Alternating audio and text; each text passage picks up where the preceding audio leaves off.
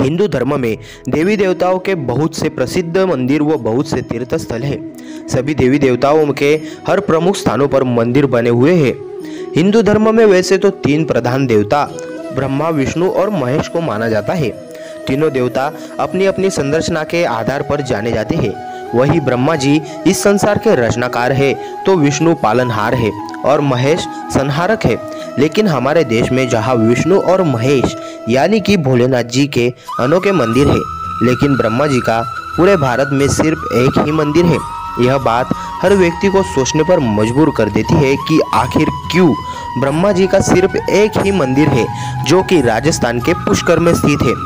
पुराणों के अनुसार खुद की पत्नी सावित्री के श्राप के चलते ब्रह्मा जी का पूरे भारत में बस एकमात्र ही मंदिर है। आखिर क्यों दिया था सावित्री ने अपने पति ब्रह्मा को ऐसा श्राप? इसका वर्णन पद्म पुराण में मिलता है, तो आइए जानते हैं उसका वर्णन कैसा है। पौराणिक कथा के अनुसार समय धरती पर वज्रनाश नामक राक्षस ने उत्पात मचा रखा था। उसके बढ़ते अत्याचारों से तंग आकर ब्रह्मा जी ने उसका वध किया, लेकिन वध करते वक्त उनके हाथों से 3 जगहों पर कमल का पुष्प गिर गया। इन तीनों जगहों पर 3 झीलें बन गई थी। इसी घटना के बाद इस स्थान का नाम पुष्कर पड़ गया था। इस घटना के बाद ब्रह्मा ने संसार की भलाई के लिए यहाँ एक यज्ञ करने का फैसला किया। ब्रह्मा जी यज्ञ करने के लिए पुष्कर पहुँचे, लेकिन किसी कारणवश सावित्री जी वहाँ समय पर नहीं पहुँच पाई। यज्ञ को पूर्ण करने के लिए उनके साथ उनकी पत्नी का होना जरूरी था, लेकिन सावित्री जी के नहीं पहुंचने की वजह से उन्होंने एक कन्या गायत्री से विवाह कर इस यज्ञ को शुरू कर दिया।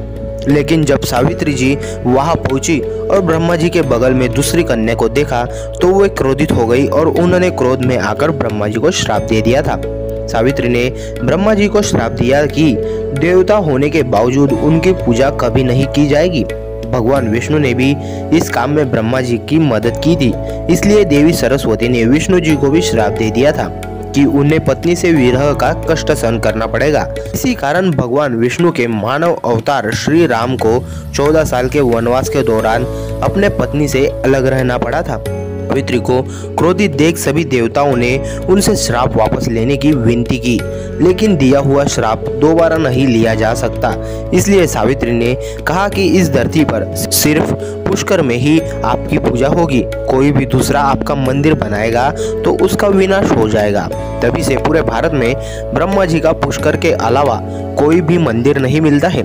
ब्रह्मा जी के मंदिर का निर्माण कब हुआ, वह किसने किया, इसका कहीं पर कोई उल्लेख नहीं है। लेकिन ऐसा कहते हैं कि आज से तकरीबन 1200 साल पहले अरण्य वंश के एक शासक को स्वप्न आया था कि इस जगह पर एक मंदिर है जिसके सही रखने की रखरखाव की जरूरत है।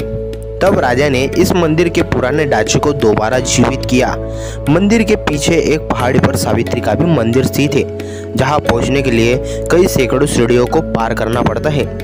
पुराणों के अनुसार ब्रह्मा जी ने पुष्कर में कार्तिक पूर्णिमा के दिन यज्ञ किया था, इसलिए हर साल कार्तिक पूर्णिमा के अवसर पर पुष्कर में मेला लगता है। मेले के दौरान ब्रह्मा जी के मंदिर में हजारों की संख्या में भक्तों की भीड़ लगी रहती है। मित्रों, आज के लिए बस इतना ही, और आप भी एक बार जरूर इस जगह को भेंट दीजिएगा।